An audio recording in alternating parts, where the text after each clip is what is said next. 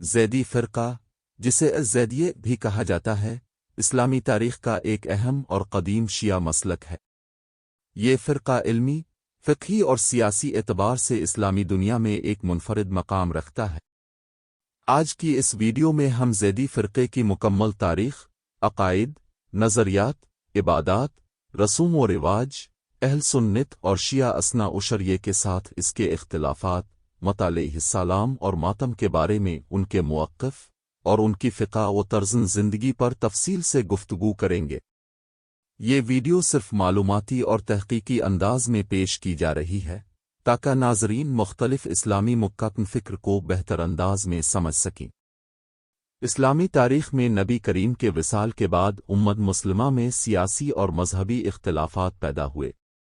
انہی اختلافات کے نتیجے میں مختلف مکتن فکر وجود میں آئے۔ زیدی فرقہ بھی انہی میں سے ایک ہے، جو حضرت زید بن علی رحمہ اللہ کی نسبت سے الزیدیہ کہلاتا ہے۔ حضرت زید بن علی، امام حسین رضی اللہ عنہ کی نسل سے تھے۔ ان کا نسب اس طرح بیان کیا جاتا ہے: زید بن علی بن حسین بن علی بن ابی طالب۔ وہ علم، زہد، عبادت اور بہادری میں مشہور تھے۔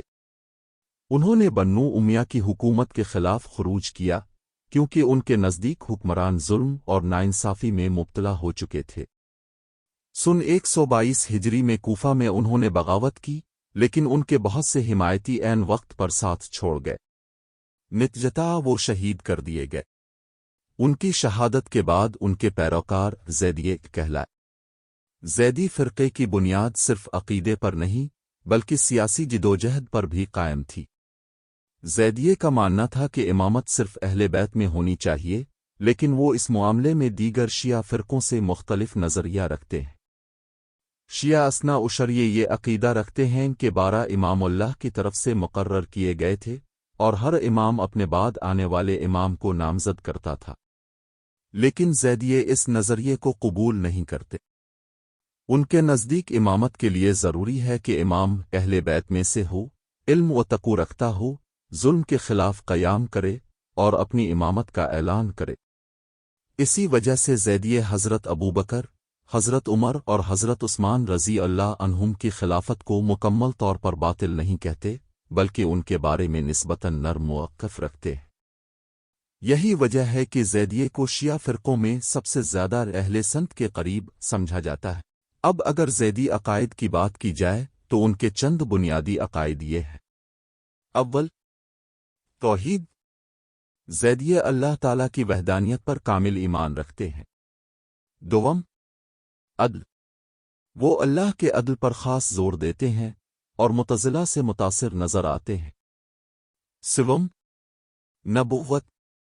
وہ تمام انبیاء علیہم السلام پر ایمان رکھتے ہیں اور نبی کریم کو آخری نبی مانتے ہیں۔ چہارم، امامت۔ لیکن جیسا کہ ہم نے بتایا، ان کے نزدیک امامت موروثی نامزدگی سے نہیں بلکہ قیام اور اہلیت سے ثابت ہوتی ہے۔ پنجم، امر بالمعروف اور نہی عن المنکر۔ زیدیہ ظلم کے خلاف عملی جدوجہد کو دینی فریضہ سمجھتے ہیں۔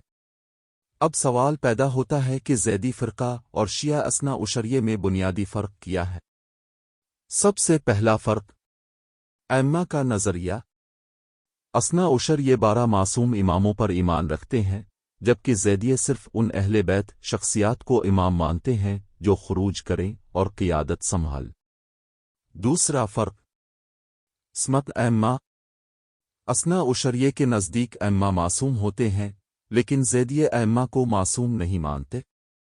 تیسرا فرق، تقیہ۔ اثنا عشریہ میں تقیہ کو خاص اہمیت حاصل ہے، لیکن زیدیہ اس پر زیادہ زور نہیں دیتے۔ چوتھا فرق، رجعت اور غیبت۔ اثنا عشریہ امام مہدی کے غائب ہونے کے عقیدے پر ایمان رکھتے ہیں، جبکہ زیدیہ اس عقیدے کو قبول نہیں کرتے۔ پانچواں فرق، فقہی انداز۔ زیدی فقہ بہت سے معاملات میں فقہ حنفی اور شافعی کے قریب نظر آتی ہے۔ اب عبادات کی بات کرتے ہیں۔ زیدی مسلمانوں کی نماز اہل سنت سے کافی مشابہ ہوتی ہے۔ وہ 5 وقت کی نماز ادا کرتے ہیں، اذان دیتے ہیں، روزہ رکھتے ہیں، زکوٰۃ دیتے ہیں اور حج ادا کرتے ہیں۔ ان کی نماز میں بعض مقامات پر ہاتھ کھلے رکھنے کا طریقہ پایا جاتا ہے، جبکہ بعض زیدی ہاتھ باندھ کر بھی نماز پڑھتے ہیں۔ اذان میں وہ علی خیر العمل کے الفاظ شامل کرتے ہیں جو اہل سنت کی اذان میں نہیں ہوتے۔ وضو کے طریقے میں بھی کچھ جزوی اختلافات موجود ہیں، لیکن مجموعی طور پر ان کی عبادات اہل سنت سے زیادہ قریب سمجھی جاتی ہے۔ اب ایک اہم موضوع، ماتم۔ بہت سے لوگ سمجھتے ہیں کہ تمام شیعہ فرقے شدید ماتم کرتے ہیں، لیکن زیدیہ اس معاملے میں اثنا عشریہ سے مختلف ہیں۔ زیدی حضرات امام حسین رضی اللہ عنہ سے محبت رکھتے ہیں، ان کی شہادت کو عظیم قربانی مانتے ہیں اور مجالس بھی منعقد کرتے ہیں، لیکن عام طور پر سینہ کو بھی زنجیر زنی اور خود کو زخمی کرنے جیسے اعمال ان کے ہاں اتنے نمایاں نہیں ہوتے جتنے بعض دیگر شیعہ فرقوں میں دیکھے جاتے ہیں۔ اسی طرح مطیع علیہ السلام کے مسئلے میں بھی زیدیہ کا موقف اثنا عشریہ سے مختلف ہے۔ شیعہ اثنا عشریہ مطیع علیہ السلام کو جائز سمجھتے ہیں، لیکن زیدی فقہ میں مطیع علیہ السلام کو ناجائز قرار دیا گیا ہے۔ یہ ایک بہت بڑا فقہی فرق ہے، جس کی وجہ سے زیدیہ کئی معاملات میں اہل سنت کے زیادہ قریب دکھائی دیتے ہیں۔ اب اگر زیدی فقہ کی بات کی جائے تو وہ فقہ جعفریہ سے مختلف ہے۔ ان کے فقہی اصولوں پر امام ابو حنیفہ رحمہ اللہ کے اثرات بھی دیکھے جاتے ہیں۔ تاریخی روایات کے مطابق امام ابو حنیفہ نے حضرت زید بن علی کی جدوجہد کی حمایت بھی کی تھی۔ اسی وجہ سے زیدی فقہ میں قیاس، اجتہاد اور عقلی استدلال کو اہمیت دی جاتی ہے۔ اب سوال یہ ہے کہ زیدی فرقہ دنیا میں کہاں پایا جاتا ہے؟ زیدیوں کی سب سے بڑی آبادی آج یمن میں موجود ہے۔ یمن کے شمالی علاقوں میں صدیوں تک زیدی ائمہ کی حکومت قائم رہی۔ یمن کی تاریخ میں زیدی سلطنتیں بہت طاقتور رہی ہیں۔ وہاں کے کئی قبائل زیدی مسلک سے تعلق رکھتے ہیں۔ آج کے دور میں یمن کی مشہور حوثی تحریک کا تعلق بھی زیدی پس منظر سے بتایا جاتا ہے، اگرچہ موجودہ سیاسی حالات میں ان کے نظریات میں کئی تبدیلیاں آ چکی ہیں۔ اب اگر زیدی رسوم و رواج کی بات کی جائے تو ان کی مذہبی زندگی سادگی پر مبنی ہوتی ہے۔ وہ اہل بیت سے محبت کو ایمان کا حصہ سمجھتے ہیں۔ محرم میں اجتماعات کرتے ہیں، علمی مجالس منعقد کرتے ہیں اور امام حسین رضی اللہ عنہ کی قربانی کو یاد کرتے ہیں۔ تاہم ان کے ہاں وہ شدت پسند رسومات نسبتاً کم دیکھی جاتی ہیں جو بعض دوسرے شیعہ گروہوں میں معروف ہیں۔ زیدی علماء علم کلام، فقہ اور تفسیر میں بھی نمایاں مقام رکھتے ہیں۔ انہوں نے اسلامی تاریخ میں کئی اہم کتابیں لکھیں۔ اب ایک اور اہم پہلو، اہل سنت کے ساتھ تعلقات۔ چونکہ زیدی عقائد میں اعتدال پایا جاتا ہے، اس لیے تاریخی طور پر اہل سنت اور زیدی علماء کے درمیان علمی روابط بھی موجود رہے ہیں۔ بعض اہل سنت علماء نے زیدیہ کو شیعہ فرقوں میں نسبتاً معتدل قرار دیا، لیکن اس کے باوجود امامت اور خلافت کے مسائل پر اختلافات ہمیشہ موجود رہے۔ زیدی فرقے کے اندر بھی مختلف ذیلی گروہ پیدا ہوئے، جن میں جارودیہ، سلیمانیہ اور بترا شامل ہیں۔ ان گروہوں کے نظریات میں کچھ فرق موجود رہا، لیکن بنیادی زیدی شناخت برقرار رہی۔ اب اگر مجموعی جائزہ لیا جائے تو زیدی فرقہ اسلامی دنیا کا ایک منفرد مکون فکر ہے، جو اہل بیت کی محبت، ظلم کے خلاف قیام اور اجتہادی فقہ پر زور دیتا ہے۔